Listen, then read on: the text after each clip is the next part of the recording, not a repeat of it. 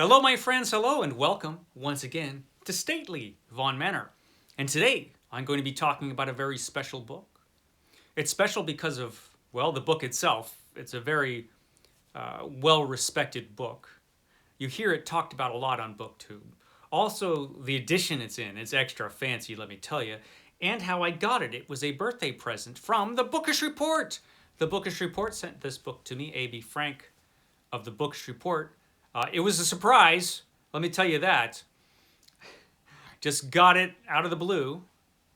I really appreciate it. Thank you so much, A.B. Frank of the Bookish Report. A.B. Frank of the Bookish Report also is a writer. Check out Served Cold so you can get his story. He has the story he had in Served Cold, Sweep in the Side Streets. Sweep in the Side Streets. I think that's his latest work, is in this book, Served Cold, an anthology of cold-themed horror stories. Proceeds go to charity.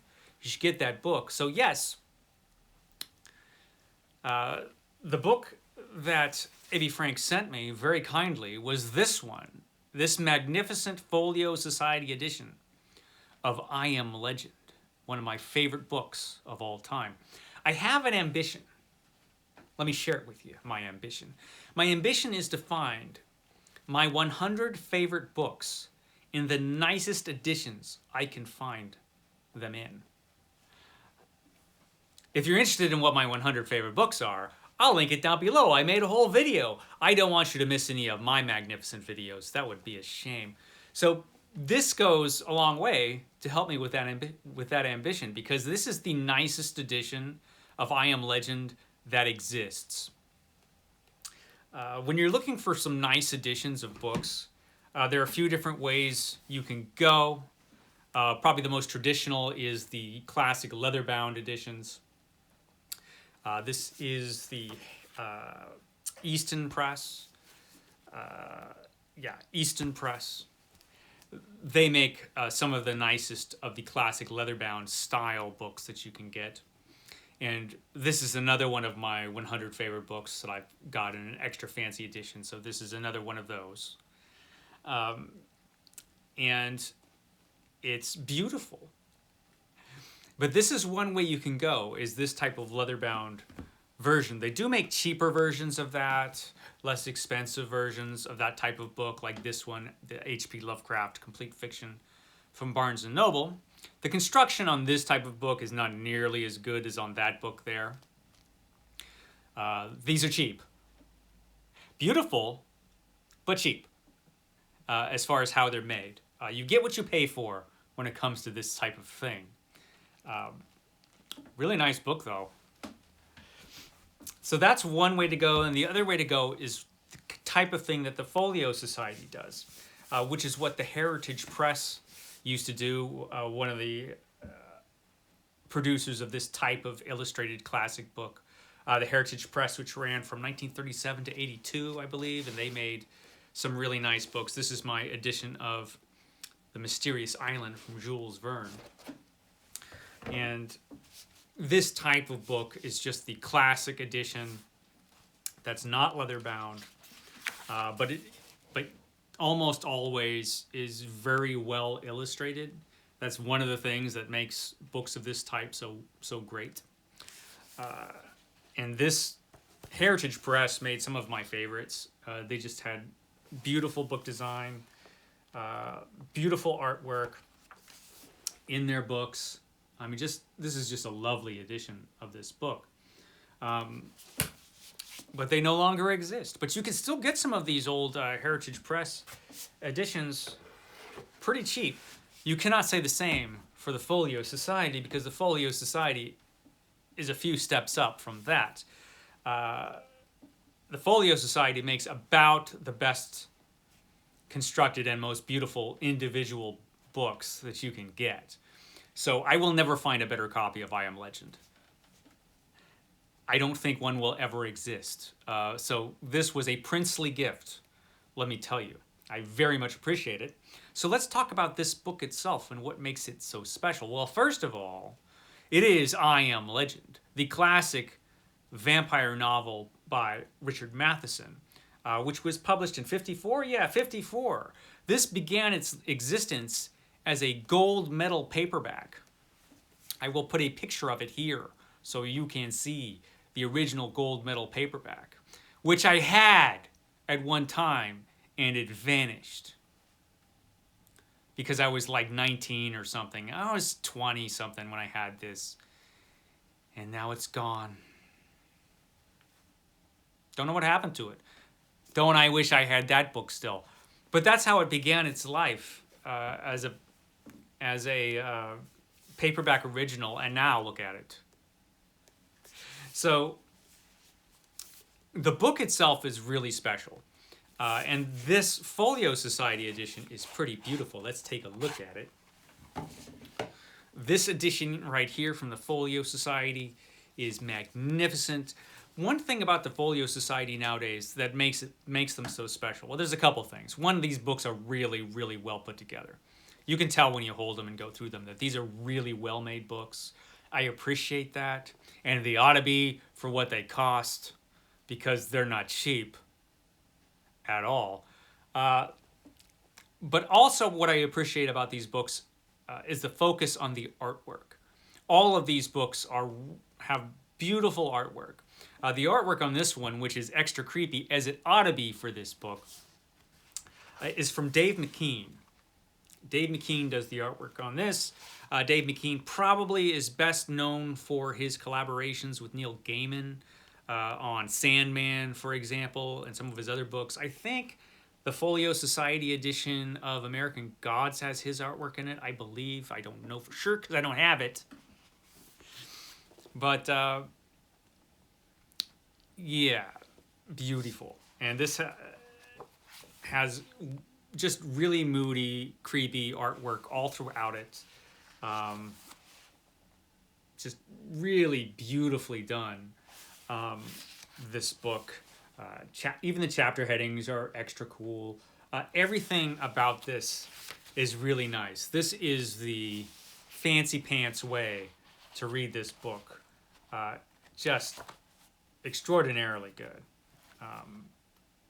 Production values on this. It's just really, really, really cool. So it's a beautiful edition of this book, which is a really important book, actually, for a lot of reasons. Famously, this book is about possibly the last human being on Earth. Everybody else has become vampires. Neville, Mr. Neville here, I think it's Richard Neville, although now I'm blanking out on his name. I will look. That's what happens when you make videos. You go on the video, and then you forget the important things that you should know. I just know Neville. Is it Richard? Robert. It's Robert Neville. I was close. So Robert Neville, last man on Earth. Everybody else has become a vampire. And he's locked, during the nighttime hours, he's locked himself away in his house. He's got mirrors and garlic on the door. He's boarded everything up. And at nighttime, the house is surrounded by vampires who want to get in and get to him. And it's terrifying. And he is trying to figure out what happened with the world and how the vampires took over and what vampires are. And during the daytime, he goes out and kills vampires. Gets his wooden stakes that he spends a lot of time making, goes out to all the different buildings everywhere and just kills vampires all day long. It's interesting. It leads you to a lot of questions, and it's a fascinating exploration of this guy and his loneliness. Loneliness is a big theme in this book. What happens to a person when they're just alone all the time? When you are literally the last person on Earth, and not only that, tormented by monsters. It's a bad situation to be in. It's kind of a dark book. But it's also leads you to other questions like, why is he bothering to kill all of these vampires anyway? He can't kill them all. Everybody on Earth is a vampire now except him. It would literally take forever. And it's impossible. So why does he do it? What is his motivation to do this? It's also interesting because this is one of the earliest explorations of a scientific approach to vampirism. At the time that this was published, it's not like today when there are a million vampire books and every side of the vampire myth has been examined to death. Back then, vampires were in some folklore and they were, in the movies in a very traditional Bela Lugosi type of way, This was an early attempt to explain vampires scientifically, which was unique at the time. And still it makes really interesting reading. Just the exploration of this guy's life is fascinating.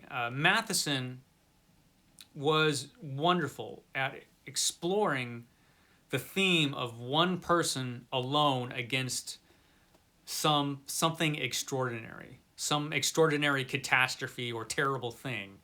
One person having to stand alone against that, whatever it is. Whether it's a crazy truck driver or shrinking down to nothing, or, being the last person on Earth tormented by vampires. Matheson was excellent at that. Isolation and alienation were his specialties, which you can see in some of the old Twilight Zone episodes that he wrote. Very apparent in this book. The pacing in this book is really good. Some chilling scenes in this book.